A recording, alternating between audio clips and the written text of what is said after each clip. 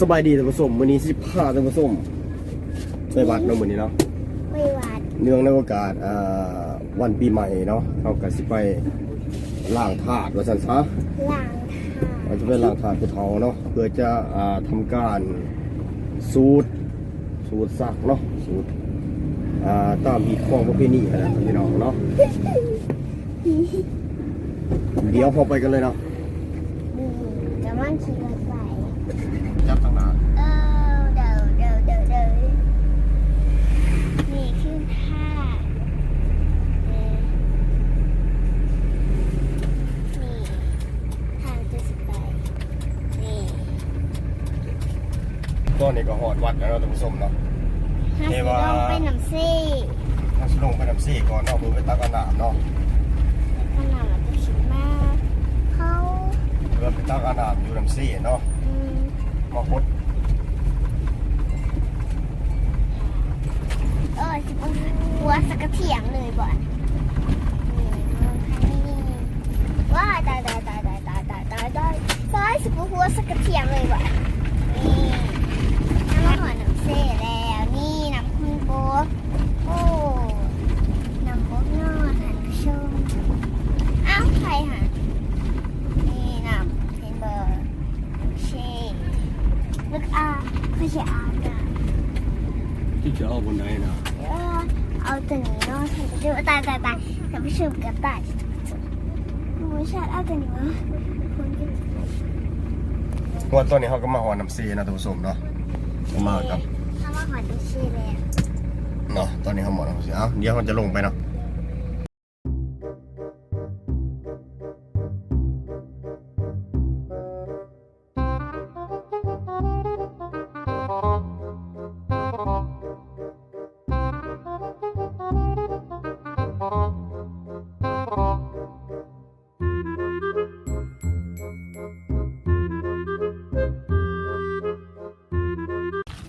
เอา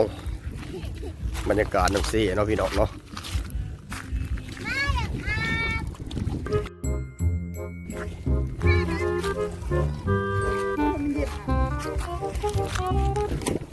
พี่น้องเนาะตอนนี้ก็มาตากน้ำเพื่อมาใส่กับปุ๋ย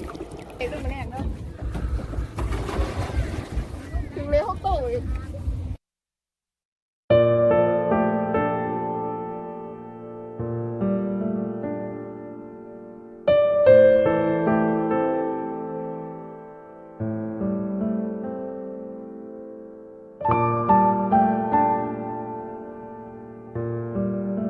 พี่น้องเนาะตอนนี้เขาก็ขึ้นมาจาก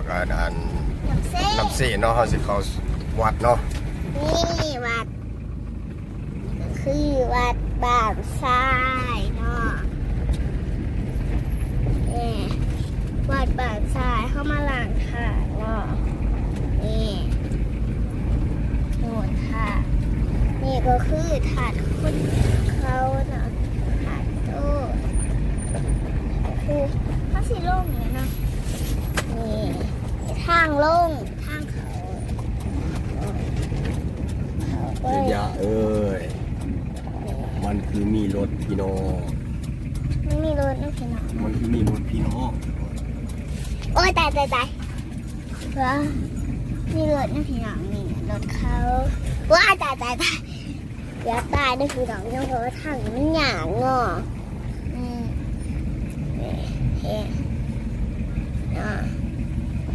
นี่เขากางเต้นจะเข็ดอีสานแบบมากับจับเพราะว่าบุญปีใหม่เขาก็ซีมาเลี้ยงเห็นมันวิทย์บนทางเขาบูวิทย์ได้นี่เนาะเขาก็ซีมาสลองนี่เนาะอันนี้ก็คือวัดนี่ตายโอ้ยเขาก็ล่งจากรถแล้วนี่นี่ประตูนี่เข้ามาล้างถาดเนาะถาดเป็นไง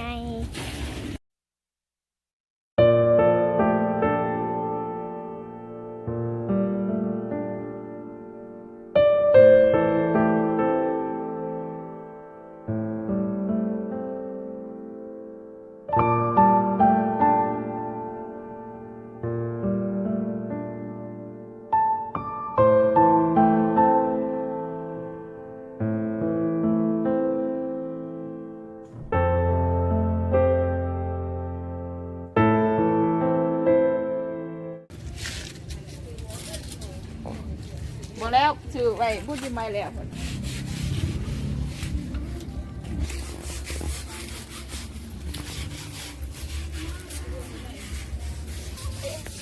ตอนนี้ก็ทำการปัดถาดบวกมือใส่อีก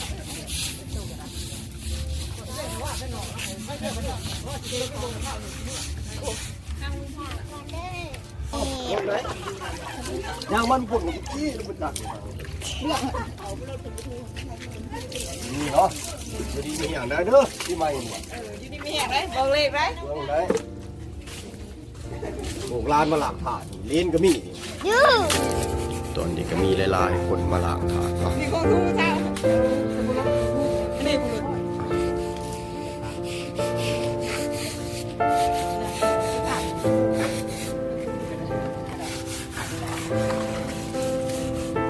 เฮ้ยเอาไป มาเป็นอากาศถ่ายได้วันนี่ถ้าก็ว่าเราถ่ายหลังถ่ายตัวต่อไปเนาะนี่คือวัดนี่50 ไปหนหาแล้วเขานี่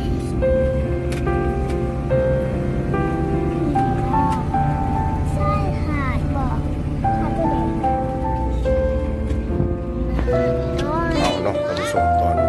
ของยานนี่ก็เป็นล้างถาดเขาไปแล้วเนาะวันนี้ก็สิมาล้างถาดปูกับถาดยาเนาะที่ว่า